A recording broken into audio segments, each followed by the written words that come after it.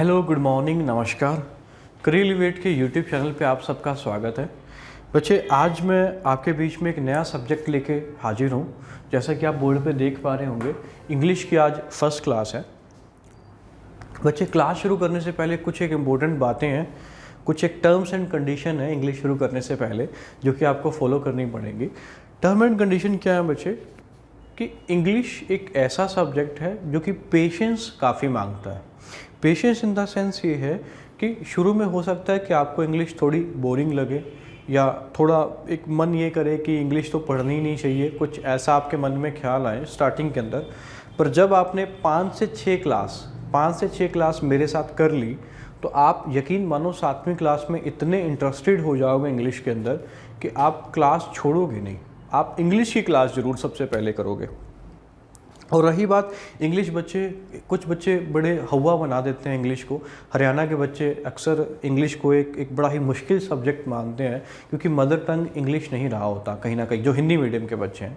तो बच्चे, इंग्लिश कुछ नहीं है, एक लैंग्वेज है, और वो लैंग्वेज को कैसे यूज़ करना है वही हमें सीखना है, और इसके अलावा कुछ नहीं है। और बड़ा इंटरेस्टिंग सब्जेक्ट है, परंतु पेशेंस काफ़ी मांगता है इंग्लिश। ठीक है, मैंने पहले भी बोला था कि हो सकता है शुरू की क्लासेस आपको बड़ी बोरियत फील हो, बट यकीन मानो 6 से 7 क्लास के बाद आपको इतनी इंटरेस्टिंग लगने लगेगी इंग्लिश। ठीक है, अगर ना लगे तो मेरा नाम बदल देना। ठीक है, इतनी इंटरेस्टिंग लगेगी। और रही बात बच्चे मेरे पढ़ाने की, तो मैंने बहुत डिटेल के अंदर इंग्लिश पढ़ा रखी है। एसएससी मेंस लेवल की भी, बैंकिंग लेवल की भी, हर लेवल की मैंने इंग्लिश पढ़ा रखी है। कुछ बच्चे ऐसे हैं जो इस वीडियो को देख रहे हैं जिन्होंने मेरे से क्लास में इंग्लिश पढ़ी है, तो मैंने 5-5 महीने तक डेली 2-2, ढाई घंटे की क्लास लेकर इंग्लिश पढ़ाई हुई है बच्चे। अब आप देख लो कि कितना डिटेल में हमने पढ़ी होगी। बट यहाँ पे क्या है कि कुछ बच्चे जैसे एचएसएससी की तैयारी कर रहे हैं, कुछ एचटेट के लिए हैं, कुछ बैंकिंग के लिए हैं, कुछ एसएससी के लिए हैं।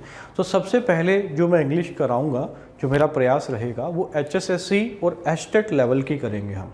एचएसएससी और एचटेट लेवल का सेंस क्या है कि जो चैप्टर कॉमन है, एचएसएससी, बैंकिंग और एसएससी के जो कॉमन चैप्टर्स हैं वो हम पहले करेंगे। और ऐसा नहीं है कि हम हाई लेवल की इंग्लिश नहीं करेंगे, वो भी हम करेंगे, बट वो बाद में करेंगे।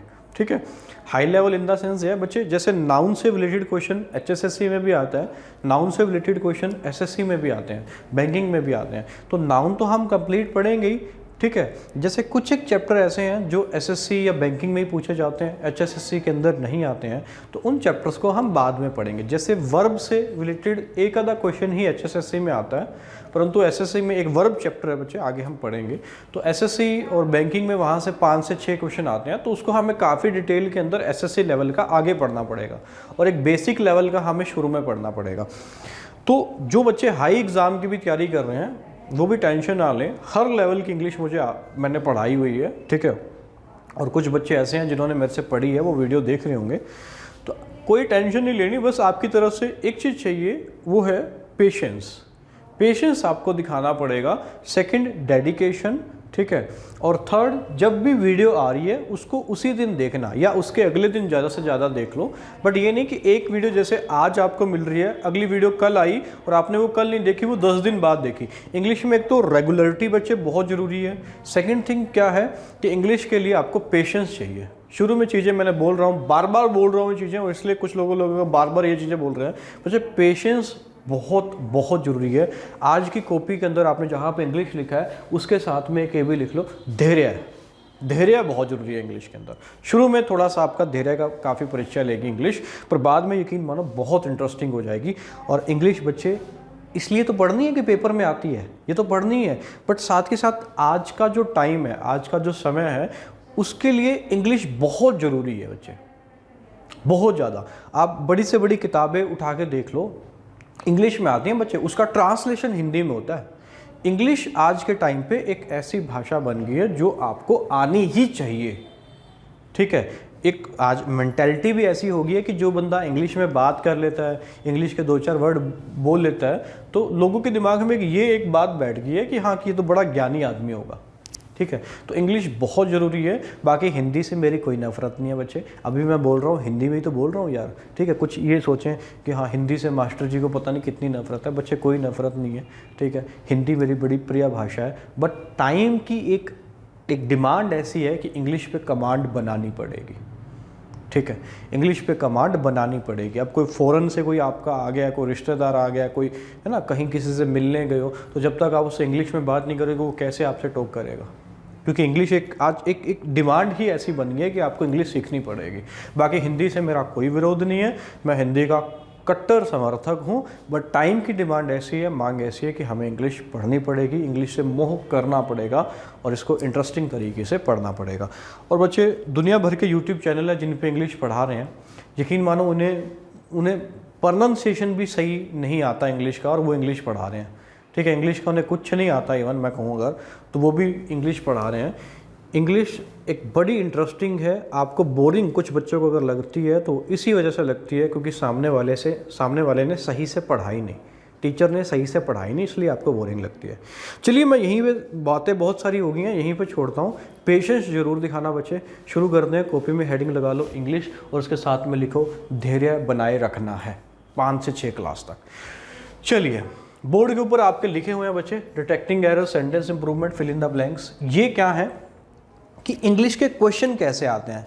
जैसे 7th 8th क्लास में इंग्लिश के क्वेश्चन एसे, लेटर, ये भी आते थे, बट आपने ये जो एग्ज़ाम है HSSC, HTET, SSC, बैंकिंग, ये ऑब्जेक्टिव एग्ज़ाम है, वनडे एग्ज़ाम है, ऑब्जेक्टिव एग्ज़ाम है। ऑब्जेक्टिव इन द सेंस क्या है कि एक क्वेश्चन होगा, उसके 4 या 5 ऑप्शन होते हैं, जैसे बैंकिंग में 5 ऑप्शन होते हैं।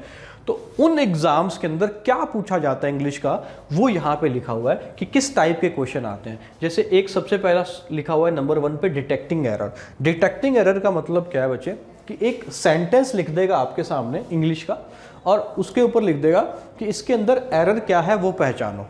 एरर मतलब गलती क्या है, मिस्टेक क्या है, वो पहचानो। तो वो मिस्टेक हो सकता है बच्चे नाउन का हो, प्रोनाउन का हो, एडजेक्टिव का हो, एडवर्ब का हो। तो इसीलिए मैंने लिखा हुआ है कि डिटेक्टिंग एरर किस पे बेस्ड होता है, पूरी की पूरी ग्रामर पे बेस्ड होता है। मतलब क्या, इंग्लिश का एक सेंटेंस लिख दिया, उस सेंटेंस के अंदर किसी भी पार्ट की मिस्टेक हो सकती है, नाउन की हो सकती है, प्रोनाउन की हो सकती है, वर्ब की हो सकती है, एडजेक्टिव की हो सकती है, किसी भी पार्ट की मिस्टेक हो सकती है। तो सबसे पहला टाइप है डिटेक्टिंग एरर। डिटेक्टिंग एरर के HSSC में 1 से 2 क्वेश्चन आते हैं बच्चे, HTET में भी 2 से 3 क्वेश्चन आते हैं, SSC के अंदर यहाँ से काफ़ी क्वेश्चन है, 8 से 9, मैं प्री और मेंस मिला के चल रहा हूँ SSC का, और बैंकिंग के अंदर भी 5 से 6 क्वेश्चन यहाँ से आ जाते हैं। तो HSSC में भी यहाँ से 1 से 2 क्वेश्चन आते हैं। तो इसके लिए अपने को पूरी की पूरी ग्रामर पढ़नी पड़ेगी। अब बच्चे, HSSC के अंदर इंग्लिश की, HTET की बात नहीं कर रहा, HSSC के अंदर इंग्लिश के 10 क्वेश्चन आते हैं बच्चे, HSSC की बात कर रहा हूँ। HTET के अंदर 15 क्वेश्चन है, SSC के अंदर, प्री के अंदर 25 है, मेंस के अंदर तो 200 क्वेश्चन आते हैं, मेंस के अंदर 200 क्वेश्चन आते हैं।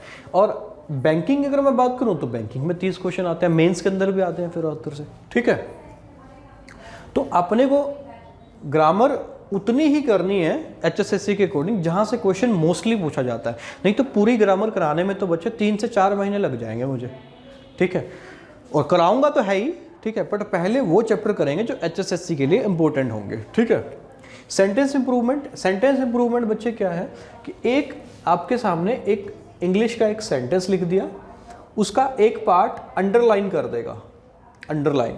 ठीक है, कोई भी एक इंग्लिश का सेंटेंस लिख दिया, उसका एक पार्ट अंडरलाइन कर देगा या उसको ब्लैक ब्लैक शो कर देगा, मतलब अलग से वो आपको शो करेगा, और बोलेगा कि इस पार्ट में हो सकता है गलती हो सकता है ना हो। अगर गलती है तो उसको आपको सही करना है, मतलब उसको क्या करना है, इम्प्रूव करना है। समझ रहे हो ना। और ऐसा भी हो सकता है कि वो गलत ना हो, अंडरलाइन पार्ट गलत ना हो, तो आपको फिर लगाना है ऑप्शन के अंदर नो इम्प्रूवमेंट। तो इसके भी HSSC के अंदर 1 से 2 क्वेश्चन बन जाते हैं। ठीक है, 1 से 2 क्वेश्चन इसके बनते हैं। ये किस किस पे बेस्ड होते हैं ये बच्चे? ग्रामर पे बेस्ड हो सकता है, ये वोकैबुलरी पे बेस्ड होते हैं। वोकैबुलरी मतलब क्या है, वर्ड मीनिंग। ठीक है, synonym, antonym, idiom, phrase, one word substitution, ये सारे का सारा वोकैब है ना। डेली हम वोकैब भी करेंगे एक दिन के अंदर। आज की क्लास पहले देखो पूरे अच्छे से, है ना, कि कैसे पढ़ाने का तरीका होगा। उसके बाद लीगल प्रोसेस के बेस पे भी सेंटेंस इंप्रूवमेंट हो सकता है। लीगल प्रोसेस का मतलब क्या है कि कुछ ऐसे वर्ड होते हैं जो लीगली यूज होते हैं, मतलब कोर्ट में यूज होते हैं। ठीक है, लीगल टर्म्स के अंदर यूज हो सकते हैं, तो उनके बेस पे भी सेंटेंस इंप्रूवमेंट आता है। अब ये सब चीज़ें आपको समझ में आएंगी बच्चे, पेशेंस बनाए रखना है, मैंने यही शुरू में बोला था। ठीक है, आगे क्या है, मोस्ट अप्रोप्रिएट वर्ड, इसके बेस पे भी सेंटेंस इंप्रूवमेंट आ जाता है। ये बात डिटेल में आगे समझ में आएंगी कि चारों टाइप से कैसे बनते हैं। तीसरा क्या है, फिल इन द ब्लैंक्स के क्वेश्चन आते हैं। इसके भी HSSC में 1 से 2 क्वेश्चन आते हैं, ठीक है। SSC में इसके 3 से 4 प्री में आ जाते हैं और 10 से 15 या 15 से 20 के बीच में SSC में आते हैं sentence improvement. Fill in the blanks क्या है कि एक सेंटेंस लिख दिया और उसके बीच में एक ब्लैंक लगा दिया, एक खाली स्थान लगा दिया, और उसके खालिस्तान के अंदर, ब्लैंक के अंदर क्या आ सकता है वो हमें ऑप्शन में से चूज करना है, उसको हम बोलते हैं fill in the blanks. Sentence arrangement, अब इसका क्वेश्चन HSSC में नहीं आता, ना ग्राम सचिव पटवारी किसी में नहीं पूछा गया आज तक। सेंटेंस अरेंजमेंट जो है वो SSC का फेवरेट टॉपिक है और IBPS बैंक का फेवरेट टॉपिक है सेंटेंस अरेंजमेंट। सेंटेंस अरेंजमेंट के SSC के अंदर अगर मैं प्री और मेंस दोनों मिला लूँ तो 30 के आसपास क्वेश्चन सेंटेंस अरेंजमेंट के आते हैं बच्चे SSC के अंदर। HSSC के लिए ये टॉपिक नहीं पूछा जाता, ठीक है। अगला है पैसेज, अनसीन पैसेज आते हैं बच्चे। पैसेज का तो आपको पता ही है, जिसको हम रीडिंग कंप्रीहेंशन भी कहते हैं। रीडिंग कंप्रीहेंशन क्या होगा, पहले 4 से 5 लाइनें, 6 लाइनें, 7 लाइनें, बैंकिंग के अंदर तो 12-12 लाइनों का एक पैसेज दिया होता है और फिर उसके बेस पे क्या दिए होते हैं, कुछ क्वेश्चन दिए होते हैं, 4, 5, 6 क्वेश्चन दिए होते हैं और जिन क्वेश्चन का आपको आंसर निकालना होता है पैसेज के अंदर से। ये सब चीज़ें कैसे करानी है वो मैं कराऊंगा, अभी मैं जस्ट बता रहा हूँ कि क्वेश्चन किस टाइप का बनता है, समझना है पेशेंस के साथ। आगे बढ़ते हैं बच्चे। क्लोज टेस्ट क्या है? क्लोज टेस्ट क्या है कि एक पैसेज बना देगा, पूरा एक 8-10 लाइन का पैसेज बनाएगा और उसके बीच में कहीं कहीं पे ब्लैंक्स लगे होंगे बच्चे, खालिस्तान लगे होंगे और उन खालिस्तान पे हमें ऑप्शन में से वर्ड फिक्स करना है, उसको बोलते हैं हम क्लोज टेस्ट, ठीक है। सिनोनियम एंटोनियम्स क्या है बच्चे? सिनोनियम जैसे हिंदी में पर्यायवाची होते हैं ना बच्चे कि सेम मीनिंग वाले काफ़ी सारे वर्ड होते हैं, ठीक वैसे ही सिनोनियम होते हैं इंग्लिश के अंदर कि एक ही मीनिंग वाले काफ़ी सारे वर्ड होते हैं, उनको हम बोलते हैं सिनोनियम्स। एंटोनियम्स क्या है? जिससे हिंदी में विपरीतार्थक होते हैं, मतलब एक इंग्लिश का वर्ड दे दिया और उसका हमें अपोजिट फाइंड आउट करना होता है, उसको हम बोलते हैं एंटोनियम्स, जैसे हिंदी में विपरीतार्थक होते हैं। 9th आपके सामने लिखा हुआ है बच्चे, one word substitution. One word substitution क्या है बच्चे? ये आगे आप वोकैब के अंदर समझोगे कि एक बहुत सारा एक इंग्लिश का एक लंबा एक सेंटेंस लिख दिया और उसको हम किससे सब्स्टिट्यूट कर सकते हैं, उसको हम बोलते हैं वन वर्ड सब्स्टिट्यूशन। जैसे मैंने यहाँ लिख दिया, एक आपके सामने एक ये लिखा, देखना, killing of mother, killing of mother. अब किलिंग ऑफ मदर, इन तीनों, ये 3 वर्ड है ना बच्चे इसके अंदर, इन तीनों वर्ड के लिए एक ही वर्ड होता है और वो वर्ड होता है बच्चे मैट्रिसाइड। मैट्रिसाइड, मैट्रिसाइड का मतलब क्या होता है? किलिंग ऑफ मदर, मतलब माता की हत्या क्या कहलाता है? मैट्रिसाइड कहलाता है, ठीक है।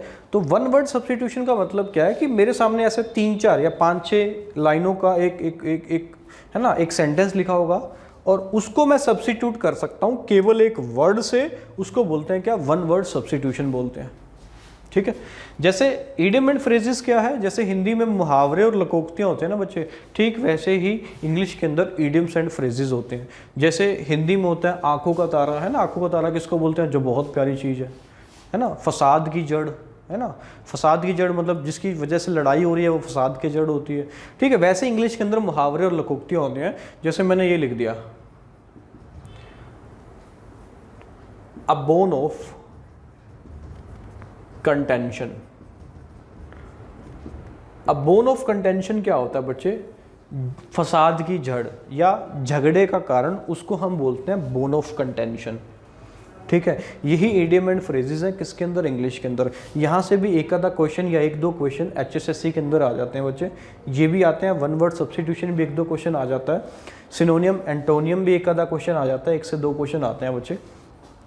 और स्पेलिंग्स, स्पेलिंग्स का क्या है कि एक इंग्लिश का आपके सामने वर्ड लिखा होगा, ठीक है, या कुछ इस टाइप से पूछता है कि 4 ऑप्शन दे दिए, 4 ऑप्शन के अंदर इंग्लिश के वर्ड लिखे होंगे, अलग अलग वर्ड लिखे होंगे और आपको ये फाइंड आउट करने के लिए बोल देगा कि इनमें से वो वर्ड बताओ जिसकी स्पेलिंग बिल्कुल ठीक है।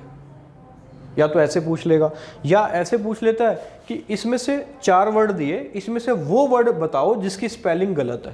हालांकि ज़्यादातर गलत वाला नहीं पूछता, ज़्यादातर सही वाला पूछता है, परंतु गलत वाला भी पेपर के अंदर आया हुआ है। 1 से 2 क्वेश्चन यहाँ से भी आता है बच्चे, है ना। स्पेलिंग समझ गए ना कि 4 वर्ड दे दिया बोलेगा इनमें से एक ऐसा वर्ड पहचानो जिसकी स्पेलिंग सही है, या ऐसा भी बोल सकता है ऐसा वर्ड पहचानो जिसकी स्पेलिंग गलत है। ठीक है, तो ये टोटल 11 टाइप के, ठीक है, क्वेश्चन घुमा फिरा के हर एग्जाम के अंदर पूछे जाते हैं। ऑब्जेक्टिव एग्जाम की बात कर रहा हूँ बच्चे, ऑब्जेक्टिव एग्जाम। ऑब्जेक्टिव मतलब जिसके अंदर 4 ऑप्शन दिए होते हैं। बच्चे मैं इंग्लिश 3 टाइप से पढ़ाता हूँ अलग अलग बैच के अंदर। स्पोकन इंग्लिश अलग चलता है, डिस्क्रिप्टिव इंग्लिश अलग पढ़ाई जाती है। डिस्क्रिप्टिव मतलब रिटन वाली, जिसमें ऐसे, लेटर, फ्रेज ये वगैरह सिखाना होता है मेरे को। और एक चलता है ऑब्जेक्टिव इंग्लिश। ऑब्जेक्टिव इंग्लिश के अंदर क्या है बच्चे कि जो वनडे एग्जाम होते हैं जिसमें मल्टीपल चॉइस टाइप क्वेश्चन आते हैं, वो अलग इंग्लिश है। 3 टाइप की इंग्लिश होगी बच्चे। एक तो स्पोकन, वो अलग से है, ठीक है। रिटन डिस्क्रिप्टिव इंग्लिश, जिसके अंदर मुझे रिटन पेपर की तैयारी करानी होती है, ऐसे, लेटर, है ना, फ्रेज वगैरह जिसमें आते हैं। और एक होता है ऑब्जेक्टिव इंग्लिश। आज जो हम डील कर रहे हैं वो ऑब्जेक्टिव इंग्लिश को डील कर रहे हैं बच्चे, multiple choice question type English जो है, ठीक है। तो यही 11 टाइप के जो क्वेश्चन हैं ये घुमा फिरा के हर एग्ज़ाम के अंदर पूछे जाते हैं। फिर वो चाहे HSSC हो, HTET हो, CTET हो, UPTET हो, बैंकिंग हो, SSC हो, UPSC हो, CSET हो, वटएवर, हर एक के अंदर यही 11 टाइप के मल्टीपल चॉइस क्वेश्चन घुमा फिरा के पूछे जाते हैं। मैं यहाँ पर डिस्क्रिप्टिव इंग्लिश की बात नहीं कर रहा। तो चलिए अब मैं मिटा रहा हूँ बच्चे, ये मैं मिटाऊंगा। और अब हम डिस्कस करेंगे क्या कि कौन कौन से टॉपिक पढ़ेंगे हम। जैसे नाउन है, प्रोनाउन है, टेंस है, वो तो मैंने अभी लिखा है ना बच्चे। ये तो टाइप ऑफ क्वेश्चन है, टाइप ऑफ क्वेश्चन है। अब हम पढ़ेंगे टाइप ऑफ टॉपिक, ठीक है, कि कौन कौन से टॉपिक होंगे।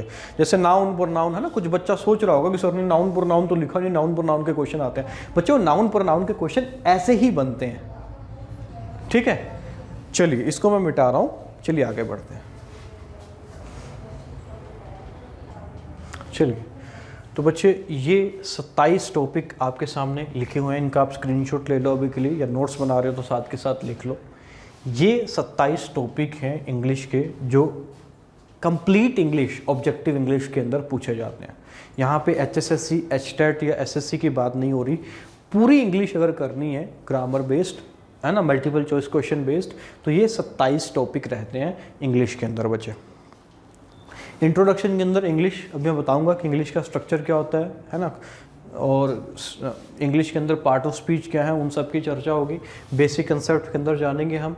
फिर वर्ब, टेंस, क्वेश्चन टैग, ठीक है, sentence, verb agreement, causative verb. हो सकता है कुछ बच्चों को कॉजेटिव वर्ब भी ना पता हो कि क्या है, वर्ब क्या है और कॉजेटिव वर्ब क्या है, बच्चे पढ़ेंगे हम, आगे समझ में आएगा बच्चे। मूड, ठीक है, मूड भी अलग से एक चैप्टर है, ये आगे समझ में आएगा कि ये मूड क्या है ना। मूड नहीं कि मूड बना हुआ है बस, ऐसा नहीं है, इसके अंदर हम पढ़ेंगे आगे।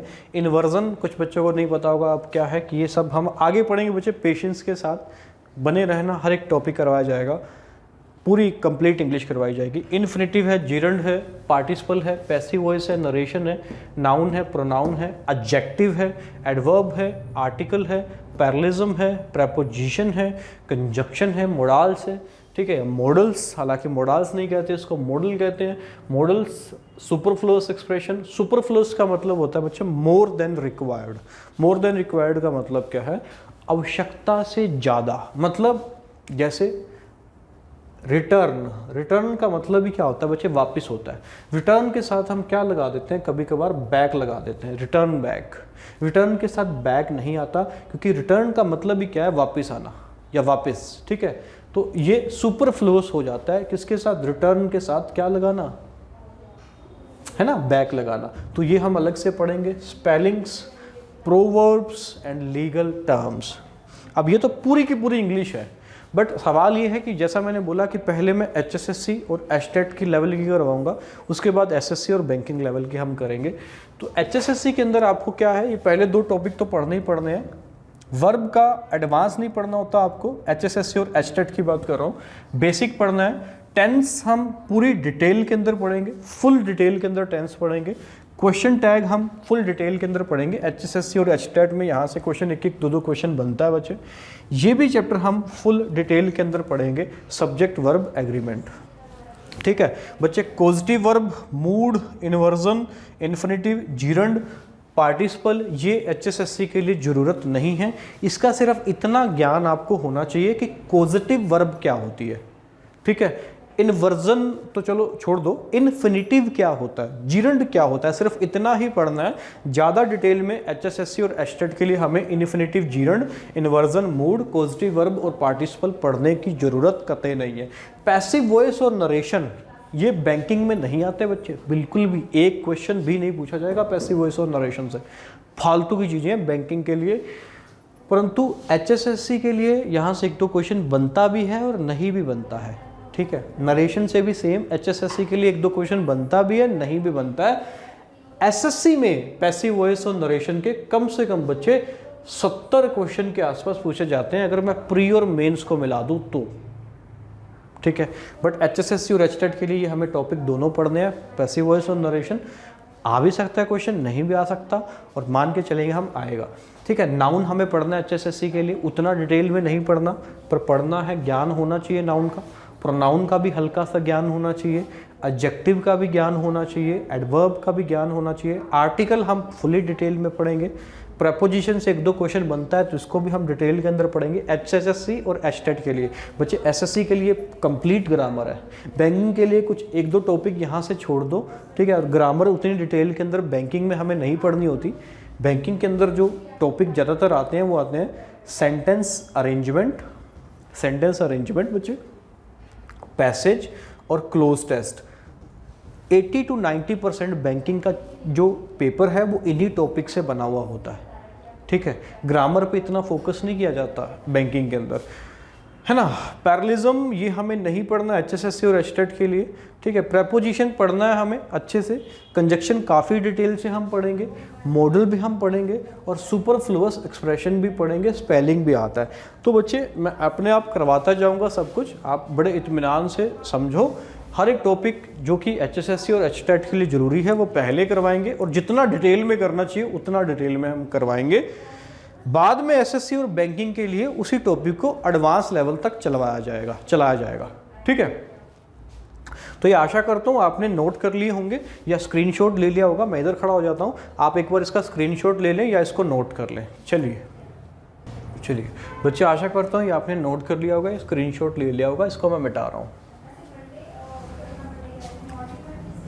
बच्चे इंग्लिश बिल्कुल बेसिक से पढ़ाऊँगा, बार बार ये बात पहले भी बोली जा चुकी है, ठीक है। बस ये आखिरी बार होगी, इसके बाद नहीं बोलूँगा। पेशेंस, ठीक है। बस बनाए रखें, धैर्य बनाए रखें। बहुत इंटरेस्टिंग है इंग्लिश, मुश्किल नहीं है, यकीन मानो।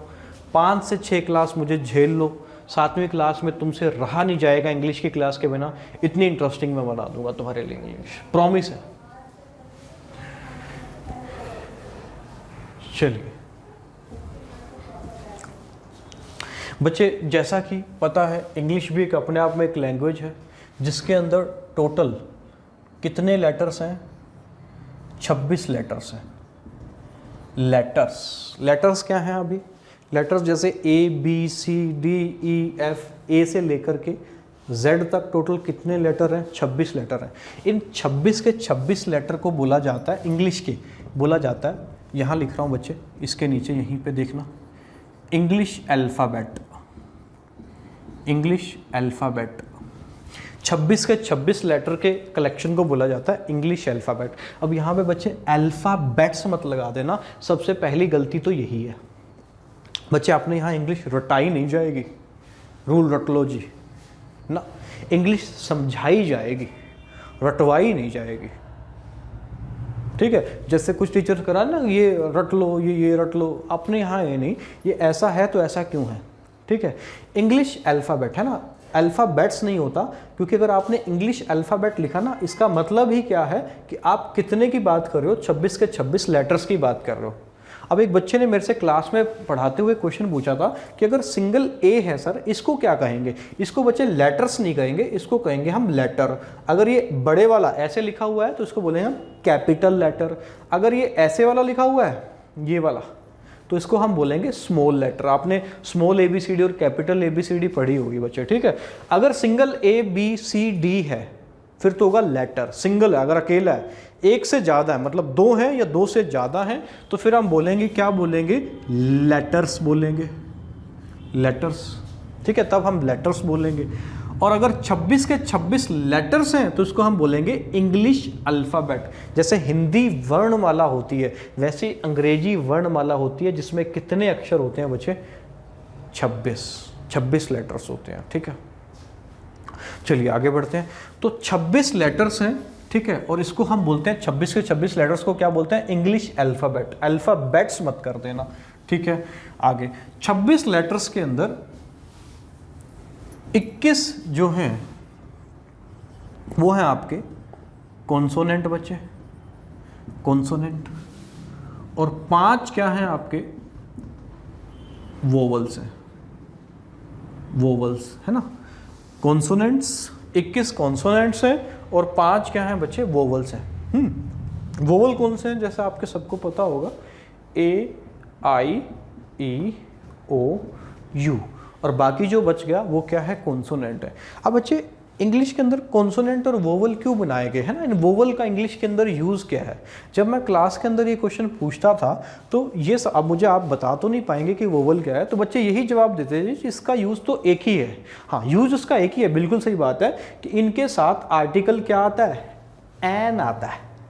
और ये क्यों आता है इसका भी मैं जवाब दूंगा। आज तक हो सकता है कि 1% बच्चों को पता हो, 99% बच्चों को ये नहीं पता होता कि वोवल के साथ एन क्यों आता है, यहाँ ए क्यों नहीं लगाते। ये अभी के लिए सस्पेंस रख रहा हूँ, ये आगे पढ़ाऊंगा जब आपको टॉपिक करा रहा हूँ, कौन सा आर्टिकल करवा रहा हूँ, उसमें इस बात का भी जवाब दूंगा कि इसके साथ एन क्यों लगाते हैं, ए क्यों नहीं लगाते, है ना। तो मैं जब क्लास में क्वेश्चन पूछता हूँ तो बच्चे बता दें कि वोवल के साथ सर एन आता है और इस कॉन्सोनेंट के साथ ए आता है। पर मैं ये सवाल जब पूछता हूँ ना कि ऐसा क्यों है, तो इसका जवाब उनके पास नहीं होता जी। वो बोलते हैं कि सर ये तो हमें रटा रखा है ना। अगर आपको भी पता है तो आप कमेंट बॉक्स में लिख दो, चटाक से लिख दो, ठीक है, कि क्यों एन वोवल के साथ आता है और कॉन्सोनेंट के साथ ए आता है, ठीक है। बट इसका जवाब मिलेगा, आगे मिलेगा। बट फिर जब मैं ये पूछता हूं कि जैसे मैंने एक वर्ड लिखा बच्चे, ये वाला वर्ड लिखा, ये एक वर्ड लिखा, या ये एक वर्ड लिखा बच्चे, वोवल से शुरू हो रहा है, यू वोवल है ना, यू वोवल है, यू वोवल है, यूनिवर्सिटी, यूनियन। इसके साथ बच्चे एन नहीं आता, इसके साथ तो ए आता है, इसके साथ तो ए आता है, एन नहीं आता। अब यहां पे फिर बोलती बंद होती है कि सर जी अब ये इसका कारण तो पता नहीं क्या है। ये इसका जवाब खैर कुछ बच्चे बता पाते हैं कि सर ये यूनिवर्सिटी है, वो यू है ना। तो चलो इसका जवाब मैं देता हूं। एक्चुअली इंग्लिश के अंदर 26 लेटर्स हैं, 21 कॉन्सोनेंट हैं, 5 वोवल हैं। तो बच्चे साउंड भी होते हैं इंग्लिश के अंदर, साउंड जिसे आप प्रोनाउंसिएशन कहते हैं ना, उच्चारण कहते हैं, ठीक है। जैसे इसका उच्चारण क्या है? यूनिवर्सिटी है, यूनिवर्सिटी साउंड है ना, यू साउंड दे रहा है। और यही यू जो है ना, अगर मैंने ये वर्ड लिख दिया, समझना, यहां पे देगा अम्ब्रेला, यहां पे युम्ब्रेला नहीं देगा, यहां पे क्या देगा? अम्ब्रेला देगा। यही तो साउंड है। इंग्लिश के अंदर साउंड होते हैं बकायदा, साउंड। और कितने साउंड होते हैं बच्चे? 44 साउंड होते हैं, 44 साउंड, है ना। 26 लेटर्स के 44 साउंड होते हैं इंग्लिश के अंदर, जिसमें से जो 20 साउंड है ना बच्चे, 20 साउंड वो अकेले वोवल के होते हैं, वोवल, और बाकी के 24 जो साउंड हैं वो होते हैं कॉन्सोनेंट के। बच्चे पेशेंस बनाए रखना, कंफ्यूज मत होना, एक एक बात का जवाब दूंगा। अभी एक बात का मैंने जवाब नहीं दिया, वो मैं आगे दूंगा कि वोवल के साथ एन क्यों लगाते हैं, ए क्यों नहीं लगाते, ठीक है। तो 44 साउंड है, 20 साउंड तो अकेले वोवल के ही हैं, 24 साउंड किसके हैं? कॉन्सोनेंट के हैं बच्चे, कॉन्सोनेंट के। इसका मतलब क्या है? जैसे कि ये यहाँ पे यूनिवर्सिटी है बच्चे, यहाँ पे जो यूनिवर्सिटी है ना, इसमें यू जो है वो यू का साउंड दे रहा है, यू का। और यहाँ पे जो अम्ब्रेला है, अम्ब्रेला, इसमें जो यू है वो अम्ब्रेला, अ का साउंड दे रहा है। क्या दे रहा है? अम्ब्रेला दे रहा है। बात समझ पाए होंगे बच्चे? जैसे कि ये है, समझना, ये आपके सामने लिखा हुआ बच्चे। अब इसका साउंड क्या है? इसको एस बोलते हैं, एस। तो ये सुगर नहीं है बच्चे, है ना। बिहार में, यूपी में बोलते हैं सुगर। सुगर कितना लोगे भैया? है, ये सुगर नहीं है, ये क्या है? ये शुगर है, शुगर। तो यहां पे जो एस है ना, एस, इसने किसका साउंड दिया बच्चे? इसने श का साउंड दिया, है ना, स का, श शलगम वाला, ठीक है। एक मैंने ये वर्ड लिखा, इसको क्या बोलते हैं बच्चे? साइलेंट, इसको साइलेंट नहीं बोलते, इसको क्या बोलते हैं, साइलेंट। यहाँ पे इस एस ने किसका साउंड दिया, स का साउंड दिया। देख पा रहे हैं ना बच्चे, इसका साउंड दिया, स का साउंड दिया। वहीं पे मैंने एक वर्ड ये लिखा आपके सामने, ठीक है। अब इसको क्या बोलते हैं बच्चे, पोएजन। पोएजन, पोएजन, जन, ज का साउंड दिया, किसने दिया, एस ने साउंड दिया। तो मेरी बात समझ पाए ना बच्चे कि क्या टोटल साउंड 26 लेटर के कितने, 44 साउंड है, जिसमें से 20 साउंड तो अकेले किसके हैं बच्चे, वोवल के हैं, और 24 साउंड किसके हैं, कॉन्सोनेंट के हैं। समझ पाए होंगे बच्चे बात, ठीक है। जैसे कि यहाँ यू का साउंड दे रहा है, यहाँ अ का साउंड दे रहा है, ठीक है। यहाँ पे ये जो साइलेंट है स का साउंड दे रहा है, ये शुगर श का साउंड दे रहा है, ये पॉइजन ज का साउंड दे रहा है। गॉट इट ना। चलिए आगे बढ़ते हैं, एक दो कुछ और एग्जांपल अभी कराता हूं, देखो चलिए। जैसे और एग्जांपल देखना बच्चे, मैंने ये लिखा आपके सामने, सब्जेक्ट है ना, बड़ा फेवरेट सब्जेक्ट है आप लोगों का, है ना। इसको केमिस्ट्री नहीं पढ़ते, इसको पढ़ते हैं केमिस्ट्री, है ना, लव केमिस्ट्री होती है ना जैसे, तो केमिस्ट्री नहीं होता। आप ये समझ रहे हो ना, यही तो है साउंड। अब यहीं पे मैंने एक वर्ड ये लिख दिया, इसको क्या पढ़ेंगे बेटे, चेफ नहीं पढ़ेंगे इसको पढ़ेंगे शेफ। मैंने एक वर्ड लिख दिया, ये देखो, इसको पढ़ेंगे का, आर साइलेंट होता है, का नहीं का, ठीक है। और यहाँ पे ये लिख दिया, ये होगा एप्पल, एप्पल, ठीक है, एप्पल, ए। यहाँ पे का, कार, ठीक है। र साइलेंट होता है, र से पहले अगर वोवल आता है तो बच्चे र जो है वो साइलेंट हो जाता है। अगर र के बाद वोवल आए और फिर वो साइलेंट नहीं होता, र के पहले अगर वोवल है तो साइलेंट हो जाता है, का पढ़ते हैं इसको, ठीक है। एप्पल, तो समझ पा रहे होंगे बच्चे। जैसे एक मैंने ये लिख दिया, ये समझना थोड़ा सा,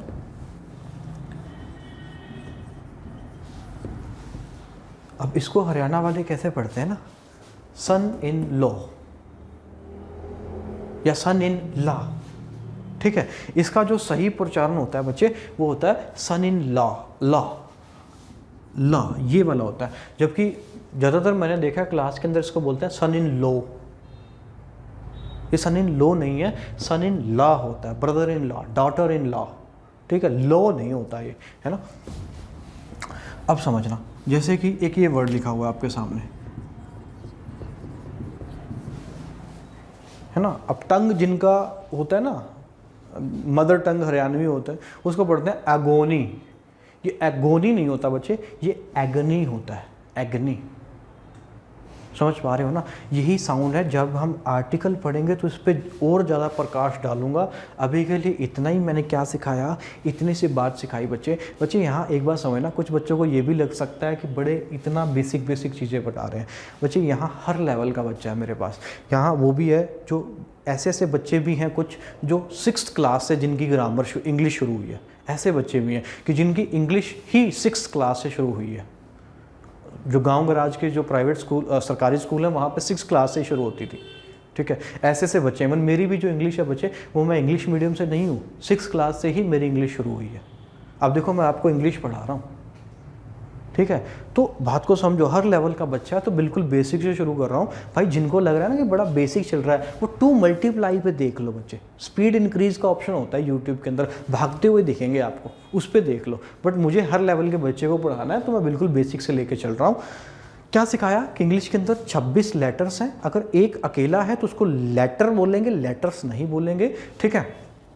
और अगर एक से ज़्यादा है तो उसको बोलेंगे लेटर्स, है ना। अगर 26 के 26 पूरे हैं तो इसको बोलेंगे हम इंग्लिश अल्फ़ाबेट, है ना। अल्फ़ाबेट्स नहीं होता, अल्फ़ाबेट होता है, ठीक है। उसके बाद मैंने क्या सिखाया, 26 के अंदर 21 कॉन्सोनेंट, 5 वोवल है। इनके साउंड कितने हैं, 44 साउंड। 20 साउंड तो अकेले किसके हैं, वोवल के हैं। 24 साउंड किसके हैं, कॉन्सोनेंट के हैं। जैसे आपने ये देखा, इसको शुगर कहते हैं, इसको साइलेंट कहते हैं, इसको पॉइजन कहते हैं। एक यूनिवर्सिटी है, यू से एक अम्ब्रेला है। बात समझ रहे हो का नहीं। आगे बढ़ते हैं, इसको मिटा दें, चलिए आगे बढ़ते हैं। फिर उसके बाद हमने बात की थी बच्चे कि कुछ कैपिटल लेटर हैं, कुछ जो हैं वो स्मॉल लेटर हैं। कुछ क्या 26 के 26 कैपिटल लेटर भी होते हैं और 26 के 26 क्या होते हैं, स्मॉल लेटर भी होते हैं।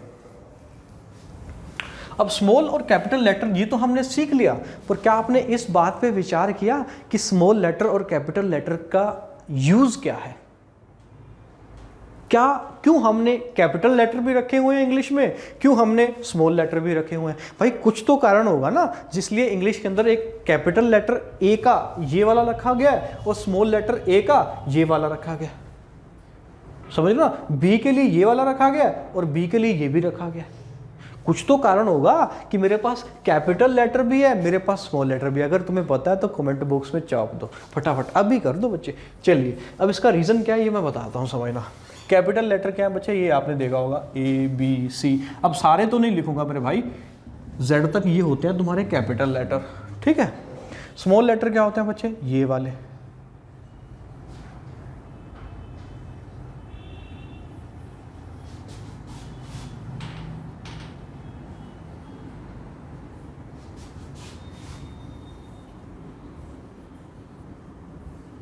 ठीक है, ऐसे वाले। अब तुम्हें ABCD थोड़ी सिखा रहे हैं भाई, ठीक है। Z जैसे कि ये आता है ना, ये स्मॉल लेटर है और वो कैपिटल लेटर है। अब बच्चे अलग अलग क्यों रखे हुए हैं हमने, है ना। जैसे कि मैंने अपना नाम लिखना है, समझना, शुभम मेरा नाम है जैसे, ठीक है, ये लिखा मैंने, समझना बच्चे। इसका जवाब मिलेगा आपको कि हमने कैपिटल क्यों रखा हुआ है और स्मॉल क्यों रखा हुआ है, समझना।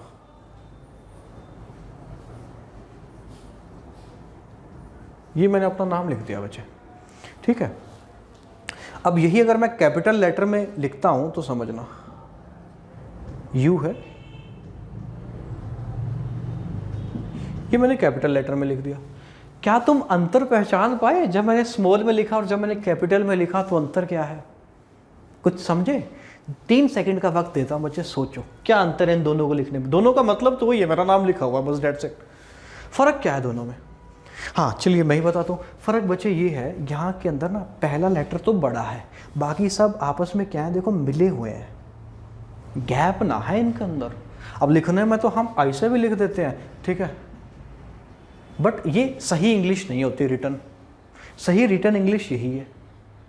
और जो कैपिटल लेटर हैं वो मिले हुए नहीं होते, वो अलग अलग होते हैं बच्चे। स्मॉल लेटर इसीलिए बनाया गया ताकि आपकी कर्सर हैंडराइटिंग हो, मतलब रिटर्न के अंदर आप वर्ड को मिला के लिख पाओ, है ना। कुछ बच्चे तो ऐसा भी लिखते हैं, एस यहाँ लिख दिया, एच यहाँ लिख दिया, यू यहाँ लिख दिया, ऐसे भी लिख देते हैं, कितना गंदा लगता है। सही हैंडराइटिंग यही है।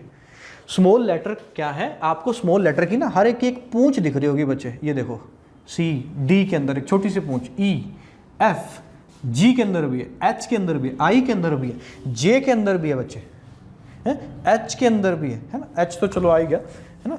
आई जे के अंदर भी है बच्चे, ये देखो ये पूंछ।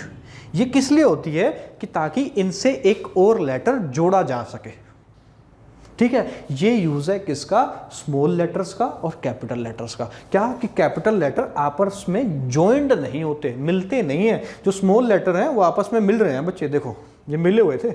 मैंने इनके लिए मार्कर नहीं उठाया, कोई भी नाम लिखना है मैंने लिख दिया, यहाँ नेहा लिखा। अब नाम है तो भाई पहला लेटर तो हम कैपिटल ही लिखते हैं ना। अब ई है, देखो समझ रहे हो। ये पूंछ जो होती है ना, ये इसीलिए होती है कि ताकि आगे मिल सके, बात समझ रहे हो।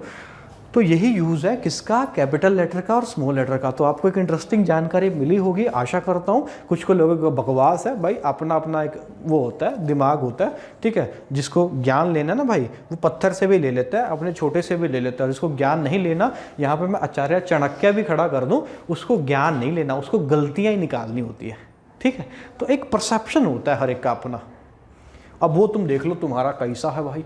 तो आगे क्या, कैपिटल लेटर स्मॉल लेटर, इतना फर्क है। कैपिटल लेटर को हम ज्वाइन नहीं कर सकते, स्मॉल लेटर को हम क्या कर सकते हैं, ज्वाइन कर सकते हैं। यहीं से तो हमारी रिटर्न इंग्लिश बनती है। इसलिए हमने क्या रखे हुए हैं, स्मॉल लेटर अलग रखे हुए हैं, कैपिटल लेटर अलग रखे हुए हैं। तो इस बात को आपको आशा करता हूँ जवाब मिल गया। एक क्वेश्चन का जवाब मुझे आगे आर्टिकल में देना है कि भाई वोवल के साथ एन क्यों लगाते हैं और कॉन्सोनेंट के साथ ए क्यों लगाते हैं। बार बार इसलिए बोल रहा हूँ ताकि तुम्हारा दिमाग घूमे थोड़ा सा, तुम खुद भी सर्च करने की सोचो। चलिए आगे बढ़ते हैं।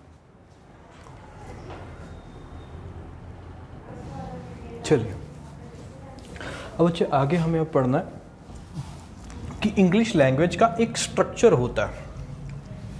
स्ट्रक्चर कैसे, जैसे मैं हिंदी में बोलता हूँ ना कि मैं इंग्लिश पढ़ा रहा हूँ, ऐसे बोलते हैं ना, ऐसा तो नहीं बोल रहा मैं पढ़ा रहा हूँ मैं क्या इंग्लिश, ऐसे तो नहीं बोलते ना, ठीक है। या इंग्लिश मैं पढ़ा रहा हूँ, इंग्लिश रहा हूँ मैं पढ़ा, ऐसा तो नहीं बोलते।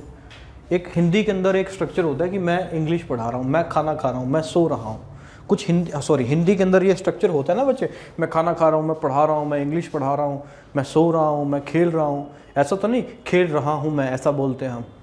या रहा हूँ मैं खेल, नहीं बोलते ना ऐसा। अगर बोलते भी हैं तो वो हिंदी की व्याकरण के अकॉर्डिंग सही नहीं होता। ठीक वैसे ही बच्चे इंग्लिश भी तो एक लैंग्वेज है, इसका भी एक क्या है, एक स्ट्रक्चर है, स्ट्रक्चर है ना।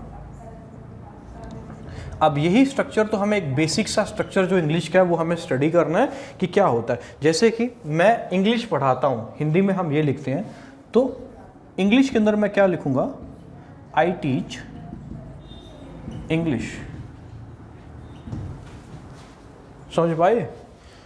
जैसे एक और सेंटेंस मैं ऐसे भी बोल देता हूँ ना, इंग्लिश, है ना, समझ जाएगा ना, छोटी मोटी गलती है। इंग्लिश ऐसे भी बोला जा सकता है कि इंग्लिश पढ़ाई जाती है, इंग्लिश यहाँ पढ़ाई जाती है, या यहाँ इंग्लिश पढ़ाई जाती है ना। जैसे लिख दिया मैंने, यहाँ इंग्लिश पढ़ाई जाती है, या इंग्लिश में लिख दिया मैंने, इंग्लिश इज टॉट हियर। एक ऐसे भी बोला जा सकता है इसी वाक्य को, है ना, बट यहाँ मैंने सब्जेक्ट नहीं लगाया। बात को समझना एक बार, सब्जेक्ट ऑब्जेक्ट क्या है समझना। इंग्लिश का बच्चे एक स्ट्रक्चर होता है, क्या सब स्ट्रक्चर होता है कि सब्जेक्ट पहले आएगा, फिर आएगी वर्ब, वर्ब है ना, वी का मतलब वर्ब है, एस का मतलब सब्जेक्ट है, मैं पूरा लिख देता हूँ, चलो यहाँ सब्जेक्ट, वी का मतलब है बच्चे वर्ब, फिर है ऑब्जेक्ट, ऑब्जेक्ट इसका मतलब समझना। और ये वाला सेंटेंस क्या है, ये पैसिव वॉइस के अंदर है बच्चे, पैसिव वॉइस, जहाँ पे तो क्या ही नहीं है, सब्जेक्ट ही नहीं है। इसका मतलब क्या है, इंग्लिश यहाँ पढ़ाई जाती है, ठीक है। इसकी मैं चर्चा नहीं कर रहा, मैं सिर्फ ये कहना चाह रहा हूँ कि जो इंग्लिश के ज्ञानी समझते हैं ना अपने आप को, वो ये कहें कि सर एक ऐसा स्ट्रक्चर भी तो होता है जिसमें हम सब्जेक्ट ही गायब कर सकते हैं। हाँ बिल्कुल कर सकते हैं, बट वो पैसिव वॉइस है, इस पर मैं अभी विचार नहीं करूँगा, क्योंकि नहीं तो फिर कुछ बच्चे कन्फ्यूज़ हो जाएंगे। एक्टिव वॉइस के अंदर क्या स्ट्रक्चर होता है, सब्जेक्ट, वर्ब और फिर आएगा ऑब्जेक्ट। सब्जेक्ट क्या होता है बच्चे, सब्जेक्ट होता है डूअर, डूअर।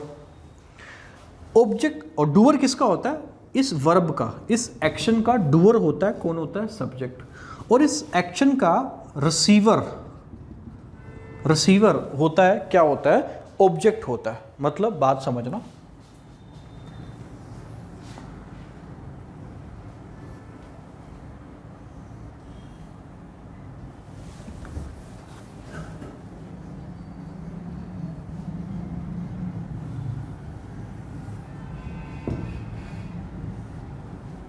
ये एक्शन है, इस एक्शन का जो डूअर होगा एक्टिव वॉइस के अंदर, अभी एक्टिव वॉइस क्या है, पैसिव वॉइस अगर इतना भी नहीं पता तो पेशेंस बनाए रखो, आगे समझ में आएगा।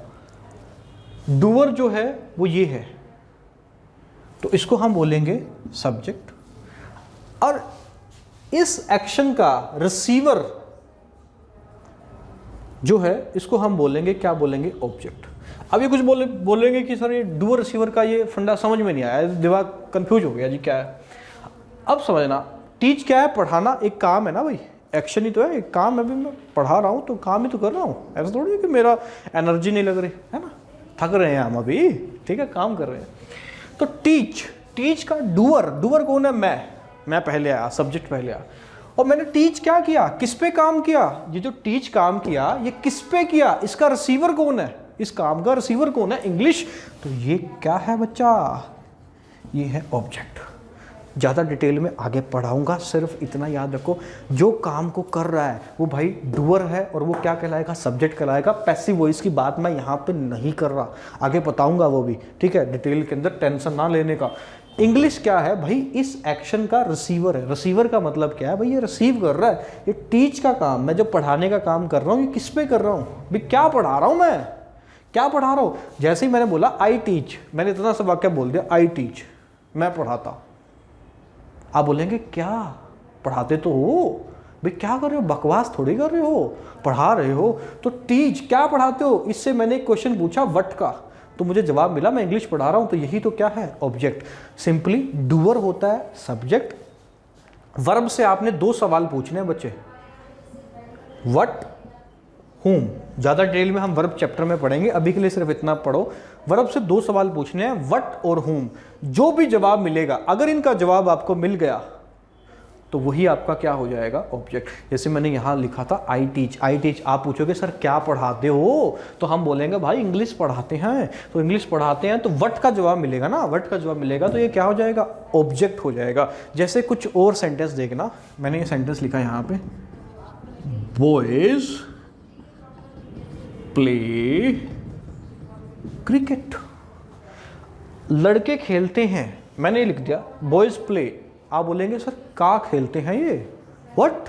तो मैं बोलूंगा भाई क्रिकेट खेलते हैं। तो इस प्ले को खेलने वाला कौन हुआ भाई, लड़के, बॉयज हुए। तो ये सेंटेंस के अंदर क्या हो गए भाई, सब्जेक्ट हो गए। और ये क्या हो गई भाई तेरी, वर्ब होगी। काम तो ये हुआ ना, खेलने का ही तो काम हुआ, ठीक है। गाने गुने का काम होता तो वो काम हो जाता, समझ ना, कुछ भी काम हुआ तो वो काम हो गया भाई, वर्ब हो गई। और काम किस पे हुआ, क्रिकेट पे हुआ, तो ये तेरा क्या हो गया, ऑब्जेक्ट हो गया।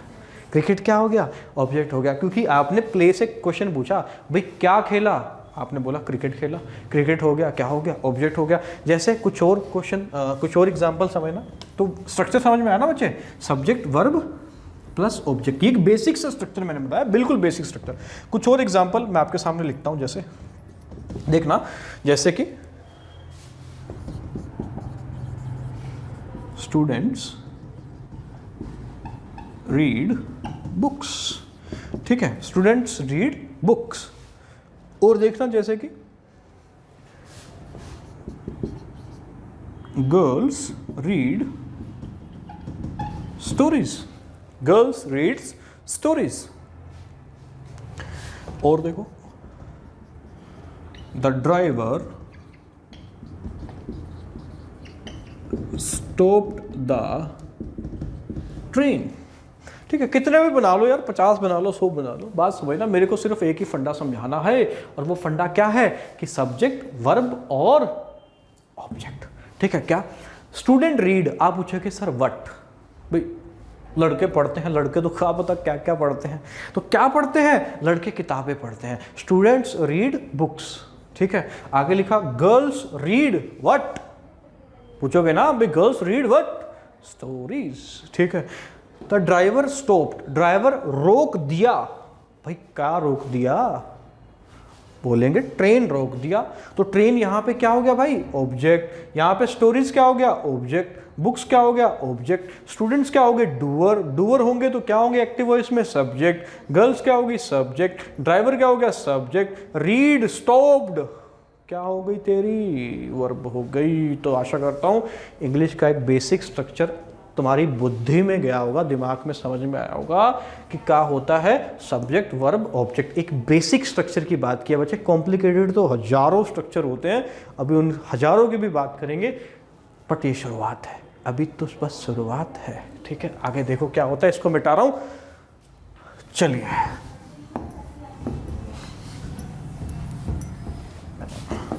भाई अपना पढ़ाने का स्टाइल यही होता है, ठीक है। अब कुछ बोचा बोले कि ऐसे कैसे पढ़ा रहे हैं, कैसे बोल रहे हैं, भाई यही हमारा तरीका है। अच्छा लगे तो यार पढ़ो, ना लगे तो ना पढ़ो, भाई तुम्हारी चॉइस है, ठीक है।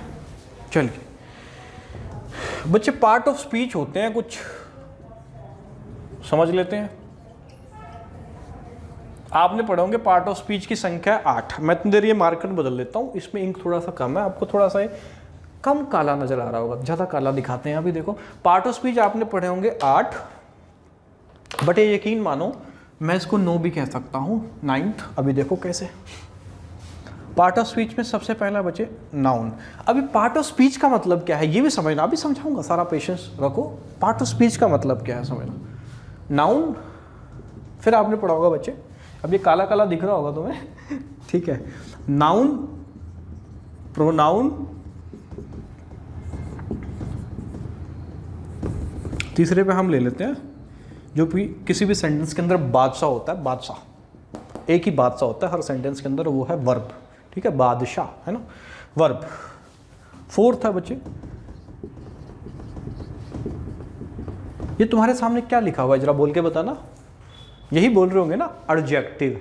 एडजेक्टिव नहीं है बच्चे, ये डी साइलेंट होता है, इसको पढ़ते हैं एडजेक्टिव। यही तो साउंड है इंग्लिश के अंदर। जैसे बच्चे ये एक वर्ड लिखा हुआ आपके सामने,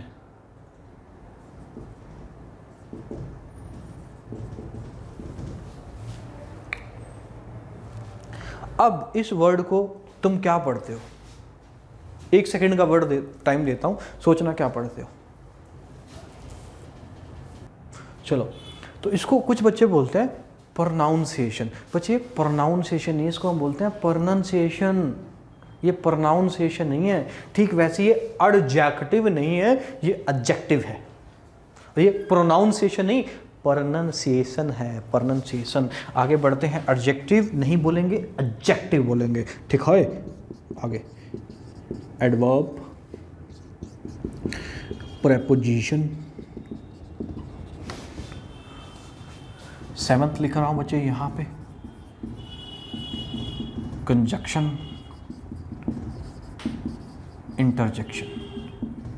बच्चे कल की क्लास में इन सब के बारे में थोड़ा थोड़ा हम ज्ञान लेंगे। नाउन क्या होता है, प्रोनाउन क्या होता है, वर्ब क्या होता है, एडजेक्टिव क्या होता है, एडवर्ब क्या होता है, प्रेपोजिशन क्या होता है, एडजेक्टिव क्या होता है, कंजक्शन क्या होता है, इंटरजेक्शन क्या होता है। ठीक है, 1 2 3 3 6 और 2 8, ये 8 आपने पढ़े होंगे बच्चे। 9वां भी है इसके अंदर ऐड कर लेना, article, A and the.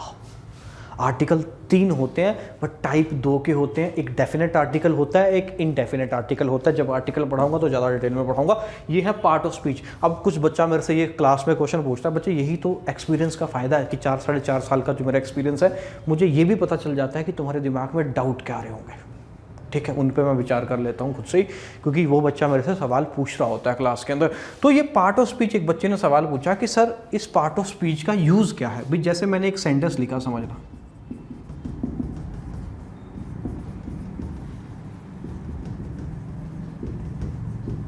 English है बच्चे, ठीक है, समझना। ये मैंने एक सेंटेंस लिख दिया बच्चे। मैंने पूछा यार ये सेंटेंस है, इसका मतलब क्या? बोलेंगे सर ये है, I am teaching spoken English, इसका मतलब है कि मैं स्पोकन इंग्लिश पढ़ा रहा हूँ। ठीक है, ये इसका मतलब है। फिर मैंने पूछा भाई ये बता, ये आई क्या है, ये आई है क्या इसके अंदर? अब बोलेंगे कि सर ये आई क्या है, आई प्रोनाउन है। ये बोलेंगे या नहीं बोलेंगे? भाई टीचिंग क्या है? बोलेंगे कि ये सर वर्ब है। ये इंग्लिश क्या है? सर ये नाउन है। ये स्पोकन क्या है? ये एडजेक्टिव है। ठीक, अब थोड़ा सा आप इसमें कंफ्यूज हुए होंगे, कोई बात नहीं, आगे क्लियर होगा, ये एडजेक्टिव है, ये बात समझो। तो बच्चे कोई भी वाक्य बोलने के लिए मुझे या लिखने के लिए मुझे इन्हीं की तो ज़रूरत पड़ती है, इन्हीं की तो ज़रूरत पड़ेगी ना। जैसे मुझे काम बताना है कि मैं खेल रहा हूँ, मैं पढ़ा रहा हूँ, मैं सो रहा हूँ, मैं गाना गा रहा हूँ, तो गाना गा रहा हूँ, खेल रहा हूँ, पढ़ा रहा हूँ, सो रहा हूँ, ये एक्शन है। एक्शन है तो क्या है? हालांकि सो रहा हूँ एक स्टेट है, एक्शन नहीं है, वो हम आगे बात करेंगे। बच्चे पेशेंस रखना थोड़ा सा। तो इन सब को क्या कहते हैं? वर्ब कहते हैं। इसकी मुझे ज़रूरत पड़ेगी। राम खाना खा रहा है, राम क्या है? नाउन है। तो मतलब ना, समझे ना कि क्या पार्ट ऑफ स्पीच क्या है बेसिकली, कि स्पीच देने के लिए, बोलने के लिए, लिखने के लिए आपको इन्हीं की ज़रूरत पड़ती है। जिन जिन चीज़ों की ज़रूरत पड़ती है उन्हीं तो बोलते हैं पार्ट ऑफ स्पीच। कल की क्लास में हम जानेंगे, नाउन चैप्टर शुरू नहीं करेंगे बच्चे, हम जानेंगे नाउन होता क्या है, नाउन के फंक्शन क्या है, प्रोनाउन क्या है, वर्ब क्या है, एडजेक्टिव क्या है। जैसे बच्चे एक वाक्य मैंने लिखा, समझना, smoking is injurious to health. आपने वाक्य काफ़ी बार सुना होता है कि धूम्रपान सेहत के लिए हानिकारक है। यहाँ पे धूम्रपान क्या है, स्मोकिंग क्या है? कुछ बच्चे बता देते हैं कि ये सर सब्जेक्ट है, ये सब्जेक्ट है, इसको हम बोलते हैं जीरंड। और बेसिकली ये काम किसका कर रहा है? नाउन का काम कर रहा है। बच्चे ये भी बात हम आगे समझेंगे, थोड़ा दिमाग घुमा होगा है ना, चकराया होगा है ना, ये सारे डाउट क्लियर होंगे बट अगली क्लास के अंदर। इस क्लास में नहीं, इस क्लास में मुझे सिर्फ एक बताना होगा कि पार्ट ऑफ स्पीच 8 आपने आज तक पढ़े होते हैं, बट 9 होते हैं, 9वां इसके अंदर ऐड कर लेना। आर्टिकल, इनके बारे में हम कल जानेंगे कि नाउन क्या होता है, प्रोनाउन क्या होता है, वर्ब क्या होता है, एडजेक्टिव क्या होता है, एडवर्ब क्या होता है, प्रीपोजिशन क्या होता है, और इंटरजेक्शन, आर्टिकल, ये सब क्या होते हैं।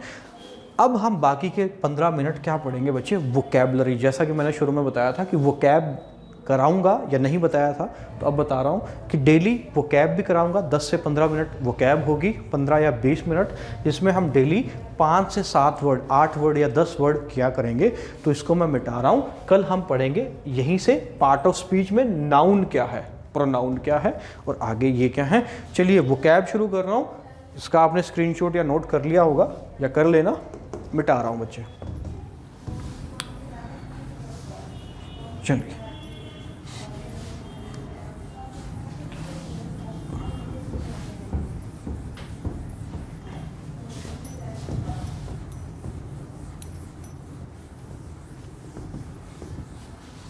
तो कुछ मैं 5 से 7 वर्ड अब लिख रहा हूँ, ठीक है। उसको मैं एक्सप्लेन भी करूँगा।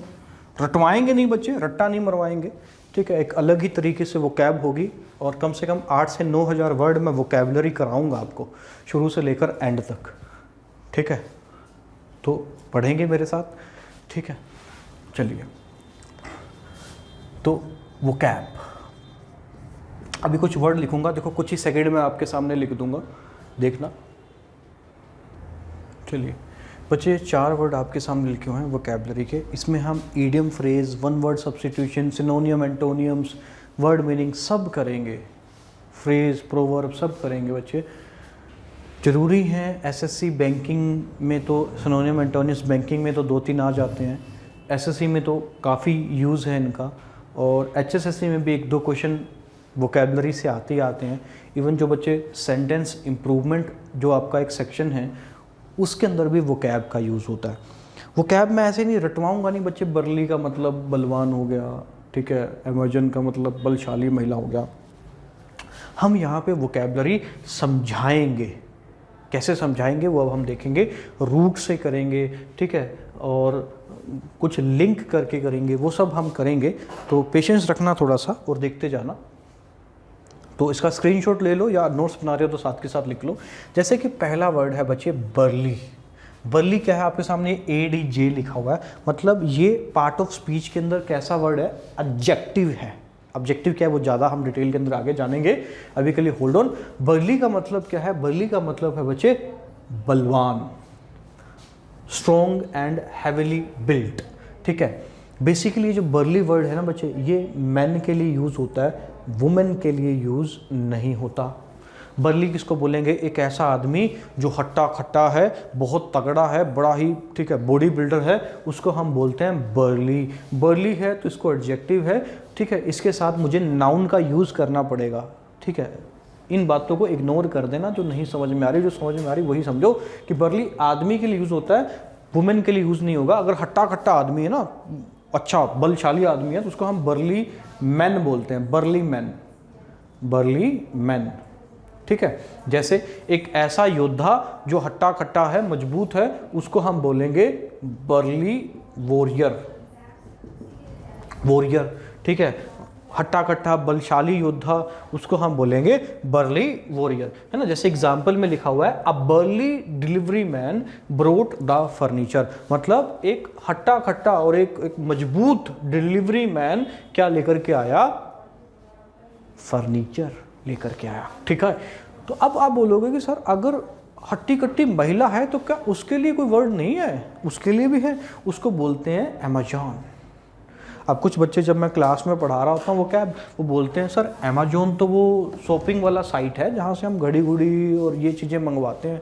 हाँ वो भी है बच्चे, बट मैं उसकी बात यहाँ पे नहीं कर रहा। अमेजोन शॉपिंग साइट भी है अमेजोन, ठीक है, और रिवर भी है इवन अमेजोन, ठीक है। अमेजोन तो बच्चे जंगल भी है, फॉरेस्ट भी है अमेजोन, ठीक है। अमेजोन रिवर कहाँ पे है ये बताना मुझे कमेंट बॉक्स के अंदर जरा एक बार, तुम जीके तुम्हारी थोड़ी सी टेस्ट हो जाएगी। अमेजोन नाउन है, अगर कोई ऐसी महिला है जो हट्टी खट्टी है, मजबूत है, लंबी है, उसको हम बोलेंगे अमेजोन।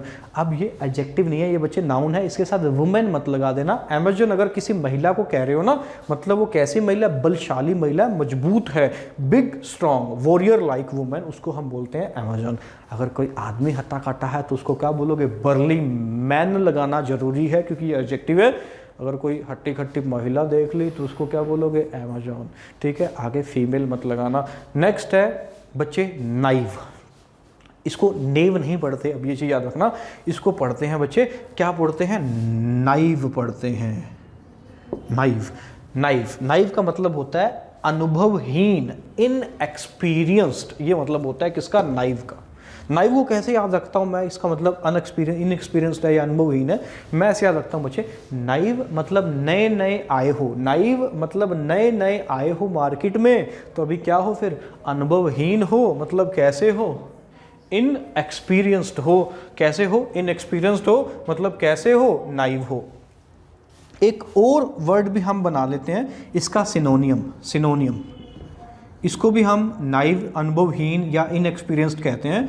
कौन सा वर्ड है बच्चे, ये वाला, ग्रीन हॉर्न।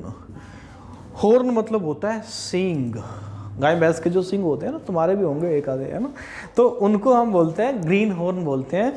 अब अगर सींग हरा है, बात को समझना लिंक करने के लिए, अगर सींग हरा है, हॉर्न अगर हरा है तो कैसा होगा, कच्चा होगा, कच्चा होगा मतलब कैसा होगा, अनुभवहीन होगा, मतलब कैसा होगा, इनएक्सपीरियंस्ड होगा, मतलब कैसा होगा, नाइव होगा। ठीक है, एक और वर्ड है सिनोनियम के अंदर ऐड कर लेना इसी का ही, नियोफाइट। नियोफाइट बच्चे, जो नियो लिखा हुआ है ना आगे, नियो, नियो का मतलब होता है नया, मतलब जिसके आगे नियो लगा होगा ना वर्ड के आगे, NEO, 99% तक उसका मतलब नए, न्यू से निकलेगा। जैसे एक वर्ड होता है देखना, नियोक्रेसी, जैसे इंडिया में क्या है बच्चा, डेमोक्रेसी है ना, क्रेसी का मतलब क्या होता है, रूल, शासन, जनता का, जनता के लिए, जनता द्वारा किया गया शासन क्या कहलाता है, डेमोक्रेसी कहलाता है। अगर नए नए लोग शासन कर रहे हैं तो उसको हम बोलते हैं नियोक्रेसी, मतलब अभी जस्ट नए नए आए हैं तो उन लोगों को हम बोलेंगे नियोक्रेसी। यहाँ पे भी नियो का मतलब क्या है बच्चे, न्यू है, समझ में आ, तो नियोफाइट, नियो, नियो वर्ड जहाँ पे भी दिखे 99% तक उसका मतलब क्या है, नया। और जिन्होंने बायोलॉजी पढ़ी हुई है उन्होंने फाइटा, फाइटा, फाइट ये वर्ड पढ़ा होगा, फाइट FIGHT वाला नहीं कह रहे हैं, फाइट मतलब PHYT वाला कह रहे हैं। ये मतलब होता है, ये किससे रिलेटेड होता है, ये प्लांट से रिलेटेड होता है, पेड़ पौधों से रिलेटेड होता है। तो अगर नियोफाइट है मतलब नया नया पौधा है, बात को समझना बे, नया नया प्लांट है तो मतलब कैसा ही है, अनुभवहीन है, इनएक्सपीरियंस्ड है, नाइव है, ग्रीन हॉर्न है। बात समझ पाए होंगे। ठीक है, एक और वर्ड होता है, अब इसको तो तुम्हें याद ही करना पड़ेगा भाई, टायरो।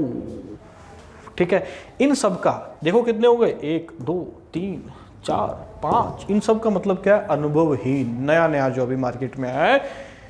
एक और ऐड करना चाहते हो तो ये भी कह सकते हो अनस्किल्ड, कहीं ना कहीं ये बोल सकते हो। अनस्किल्ड का मतलब क्या है कि स्किल्ड नहीं है और अभी नया नया है, अनुभवहीन है।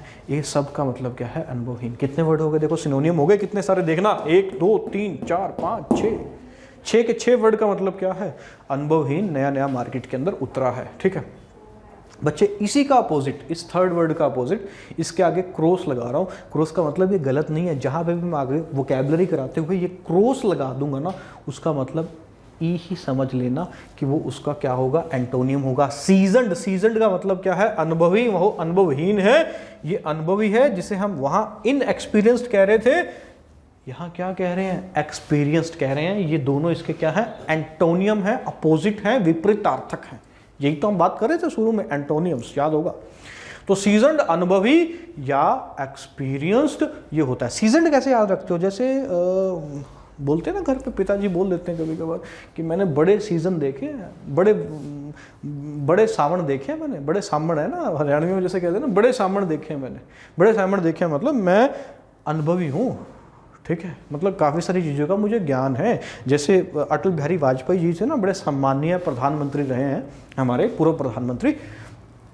तो उन्होंने एक बार स्पीच देते हुए कहा था कि मैंने राजनीति में बहुत सारे वसंत देखे हैं, मतलब मैं इस राजनीति के अंदर आज से नहीं हूँ, मैं बहुत पहले से हूँ। ये जो तुम नए नए गांधी परिवार के जो सोनिया गांधी और ये आए हो ना, ये सीजन नहीं हूँ, मैं तो बहुत पुराना हूँ इसके अंदर।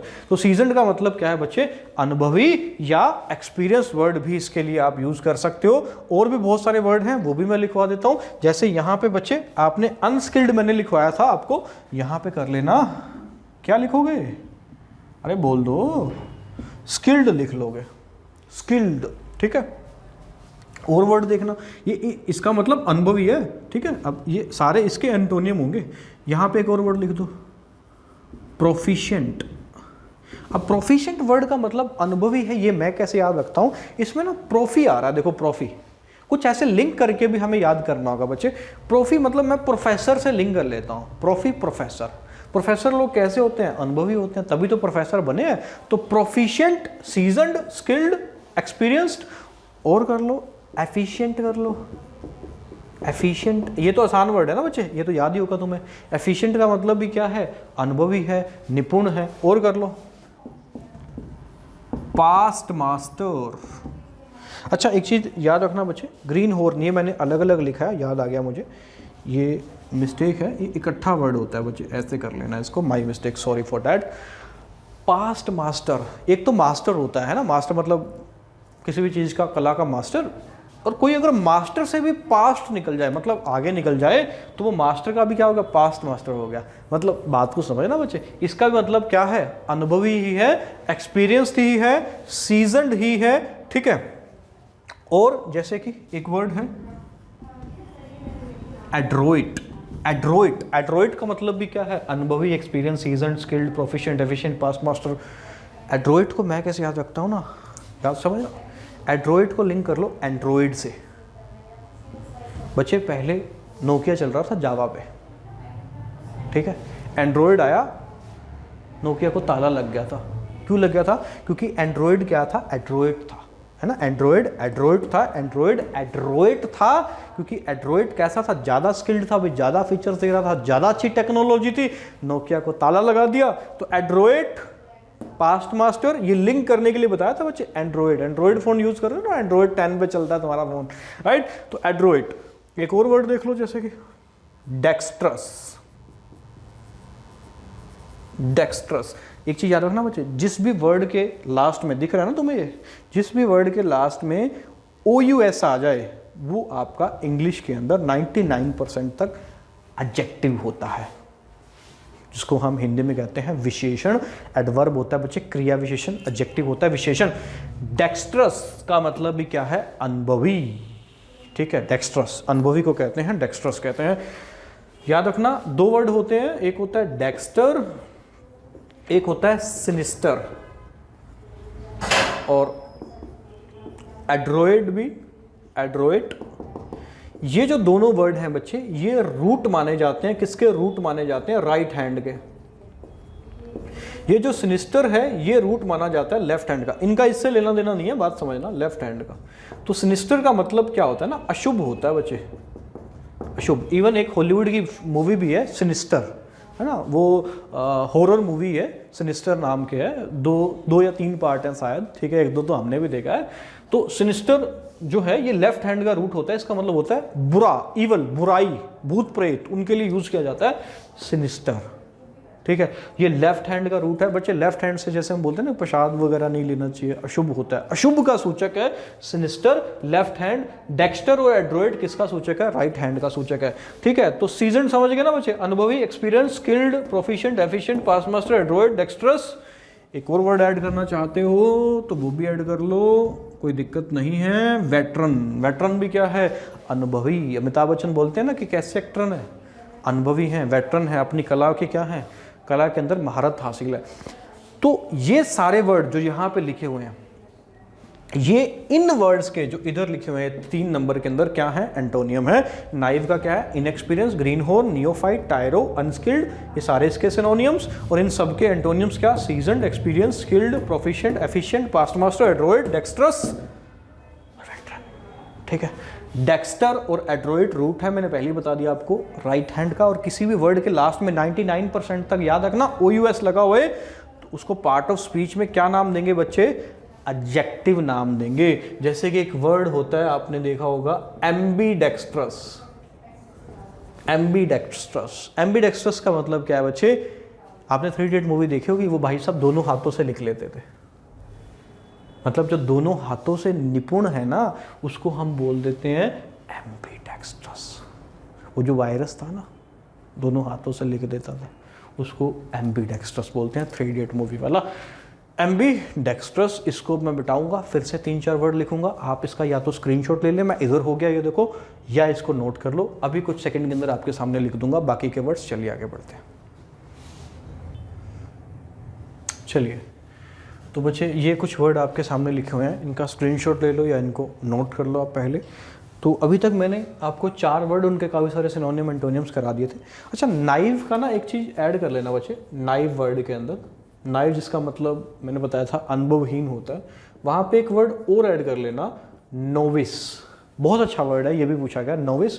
नोविस भी सिनोनियम्स है किसका? नाइव का। इसका मतलब भी क्या है? अनुभवहीन। ठीक है, नोविस ऐड कर लेना उसके अंदर।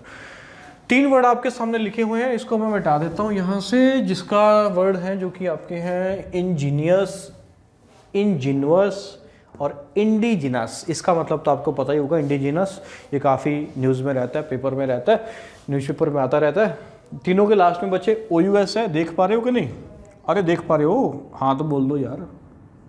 तो एस आपको तीनों के लास्ट में दिख रहा होगा बच्चे, OUS, अकेला एस नहीं, OUS। तो ये तीनों क्या है? ए का मतलब तीनों क्या है? एडजेक्टिव है। एडजेक्टिव नहीं बोलने का, क्या बोलने का? एडजेक्टिव बोलने का। ठीक है, तो इंडिजिनस, इंजीनियस का मतलब है कुशल, स्किल्ड भी कह सकते हैं, स्किल्ड, क्लेवर, ठीक है, चतुर। और इंजीनियस का मतलब है बच्चे कपटहीन या ईमानदार। ठीक है, वह ईमानदार, ऑनेस्ट एंड इनोसेंट, मतलब जिनके अंदर कोई कपट नहीं होता ना, उनको हम बोलते हैं इंजीनियस। और एक है इंडिजिनस। इंडिजिनस है मूल स्थान का, मतलब वहीं का। जैसे हम क्या है, इस देश के इंडिजिनस हैं। ठीक है, जैसे मान लो कोई प्रोडक्ट बनाया, ये मार्कर बनाया हमने, ये इंडिया में ही बना है, मान लेते हैं ऐसा, तो इसको हम बोलेंगे कि ये कैसा प्रोडक्ट है? हमारा इंडिजिनस है।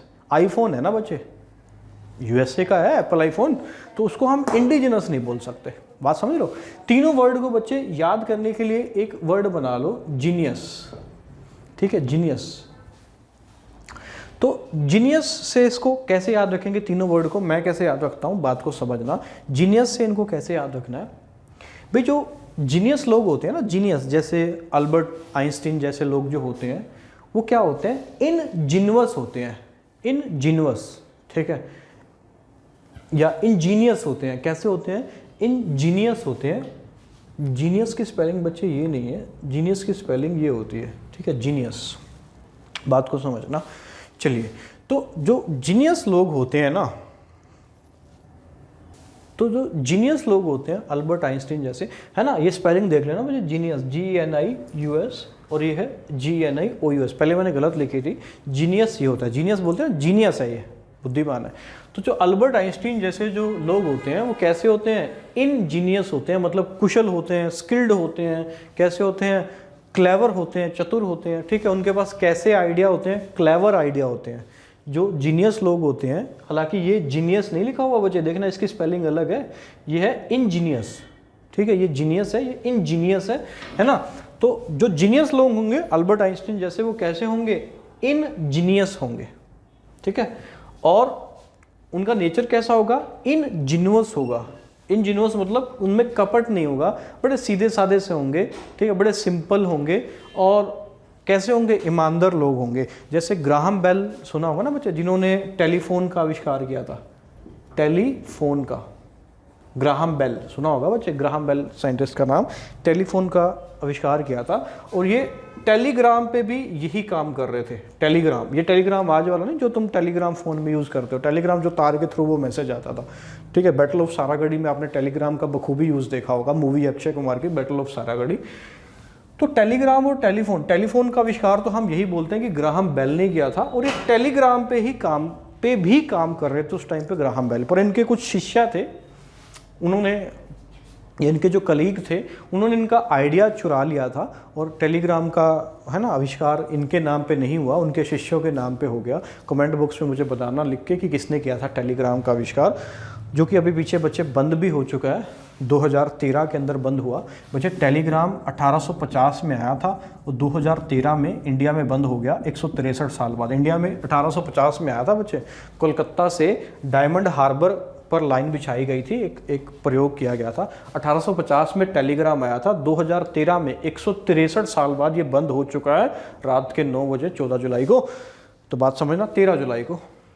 तो जो जीनियस लोग होते हैं, साइड में थोड़ा सा जीके की बात थी, टेलीफोन का भी ग्राहम बेल नहीं किया हालांकि, कि जो जीनियस लोग होते हैं वो कैसे होते हैं, इन जीनियस होते हैं मतलब कुशल होते हैं, स्किल्ड होते हैं, क्लेवर होते हैं, उनके पास कैसे आइडियाज होते हैं, क्लेवर आइडियाज होते हैं, है ना, वो इन जीनियस होते हैं, मतलब सिंपल से होते हैं, बेचारे ऑनेस्ट होते हैं, ईमानदार होते हैं, है ना, कपट उनमें नहीं होता, ईमानदार होते हैं, है ना, अपने आइडियाज़ देखो, उनके आइडियाज़ लोग चुरा लेते हैं ना, कुछ लोग होते हैं ना, कुछ के आइडियाज़ चुरा के अपने नाम पे उसको चला देते हैं। और इसको भी लिंक कर लो किससे, कि इंडिया में अगर जीनियस लोग हैं, इंडिया में अगर जीनियस लोग हैं तो हमें फाइटर प्लेन, मिसाइल वगैरह अपने यहाँ ही बनानी चाहिए। आजकल तो बात हो रही है ना कि DRDO मिसाइलें बना रहा है, ये बना रहा है, तो अगर इंडिया में जीनियस हैं तो हमें फाइटर प्लेन और जेट जो है ये यहीं के बनाने चाहिए। मतलब कैसे होने चाहिए, हमारे मूल स्थान के होने चाहिए, कैसे होने चाहिए, इंडिजिनस होने चाहिए। तो बात बच्चे समझ पाए होंगे। जीनियस से 3 वर्ड बनाए मैंने याद रखने के लिए कि जीनियस लोग कैसे होते हैं, इंजीनियस होते हैं, उनके पास कैसे आइडियाज होते हैं, क्लेवर होते हैं, वो इंजीनियस होते हैं, मतलब कपट नहीं होता उनमें, ईमानदार होते हैं बड़े, है ना, सिंपल होते हैं और सोबर होते हैं, सिंपल एंड सोबर। इंडिजिनस क्या है, अपने खुद के स्थान का जो प्रोडक्ट होगा उसको बोलेंगे क्या, इंडिजिनस होंगे बोलेंगे। आगे 3 वर्ड हैं बच्चे, होर्ड, इसको भी पढ़ते हैं होर्ड, और उसको पढ़ते हैं बच्चे होर्डर, है ना, होर्डर, उसको पढ़ते हैं HOARDER, क्या होगा, होर्डर होगा। जैसे कि मैंने एक सेंटेंस लिखा यहाँ पे समझना, होर्ड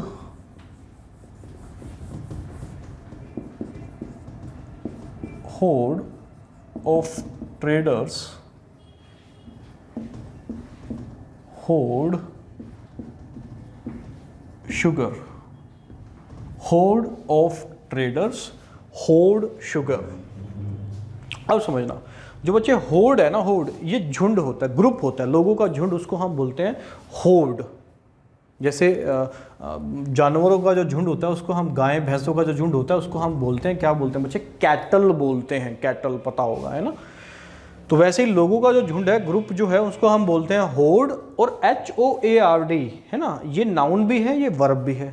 नाउन का मतलब क्या है कि बहुत सारा जो भंडार होगा ना, जैसे गेहूं का बहुत सारा ढेर लगा हुआ है, उसको हम बोलते हैं होर्ड, HORD।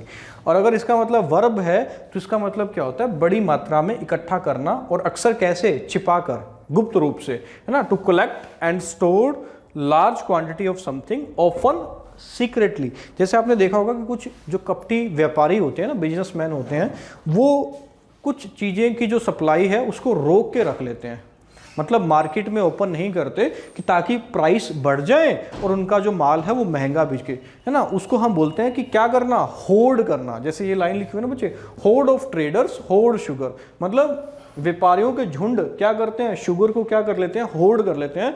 होर्ड करने का मतलब क्या, बड़ी मात्रा में इकट्ठा कर लेते हैं, और कैसे, इलीगली, है ना, करते हैं ना, कुछ व्यापारी कर लेते हैं बच्चे, कि जैसे जिस टाइम पे जिस चीज़ की, प्याज की जैसे दालें अक्सर स्टोर्ड होती हैं, होर्ड होती हैं, ठीक है, जब डिमांड होती है काफ़ी तो उस टाइम पे उसको रोक लेते हैं ताकि प्राइस ऊपर बढ़ जाए, और जब काफ़ी ज़्यादा प्राइस ऊपर आ जाते हैं तो फिर वो स्टॉक फिर से मार्केट के अंदर ले आते हैं। तो होर्ड लोगों का झुंड होगा। होर्ड का मतलब क्या, भंडार, इसमें फ़र्क है बच्चे, HORDE है, ये HOARD है, भंडार नाउन। वर्ब में इसका मतलब क्या, बड़ी मात्रा में इकट्ठा करना, और वो भी कैसे, चोरी छिपे, अक्सर इलीगली होता है। और होर्डर, होर्डर क्या होगा बच्चे, जो होर्ड करता है, मतलब जो बड़ी मात्रा में इकट्ठा करता है इलीगली, उसको हम बोलते हैं होर्डर, है ना। जो क्या करेगा, होर्ड करेगा, होर्ड का काम करेगा, वो होगा होर्डर। मतलब जो बड़ी मात्रा में इकट्ठा करने वाला व्यक्ति होगा उसको हम बोलेंगे होर्डर बोलेंगे। लास्ट वर्ड है बच्चे, 10th वर्ड आपके सामने है, डेकोरम। डेकोरम एक वर्ड आप बच्चे बड़ा इजी वर्ड है, आजकल तो दिवाली भी आ रही है, पता होगा। डेकोरेटेड बोलते हैं ना कि मुझे डेकोरेटेड रूम चाहिए। डेकोरेटेड का मतलब क्या है, प्रॉपर, जहाँ पे अलमीरा वहाँ अलमीरा चाहिए, साफ सजावट बढ़िया होनी चाहिए, है ना। तो डेकोरेटेड, वहीं से वर्ड बना है डेकोरम। डेकोरम, डेकोरम डेकोरेटेड से ही बना है, जिसका मतलब क्या है, प्रॉपर व्यवहार, सभ्य व्यवहार या शिष्टाचार। अक्सर टीचर बोलता है ना कि क्लास में क्या बना के रखो भाई, डेकोरम बना के रखो। डेकोरम बना के रखो मतलब क्लास के अंदर जो शिष्टाचार है ना, मतलब बदतमीजी नहीं होनी चाहिए, शोर शराबा नहीं होना चाहिए, क्लास में अगर सीधे बैठना है, ड्रेस के अंदर बैठना है, प्रॉपर वैसे ही बैठो, मतलब क्लास में क्या मेंटेन करो, डेकोरम मेंटेन करो। यही है क्या, सभ्य व्यवहार शिष्टाचार, मतलब polite behaviour appropriate in a social situation. किसी भी सिचुएशन के अंदर जो सही बिहेवियर होता है, पोलाइट बिहेवियर होता है, वो शो करना क्या कहलाता है, डेकोरम कहलाता है। आशा करता हूँ कि ये 10 के 10 वर्ड आपको याद हुए होंगे। बच्चे पहला वर्ड क्या था, मैं जल्दी से आपको रिवाइज करा देता हूँ। पहला वर्ड था बर्ली, जो कि किसके लिए यूज होता है, आदमी के लिए, है ना, मतलब मैन के लिए यूज होता है। अगला था अमेजोन। तीसरा जो वर्ड हमने किया बच्चे वो था नाइव, उसमें नोविस ऐड कर लेना। चौथा था बच्चे नाइव का ही जो अपोजिट था वो था क्या, सीजनड, उसके हमने काफ़ी सारे किए।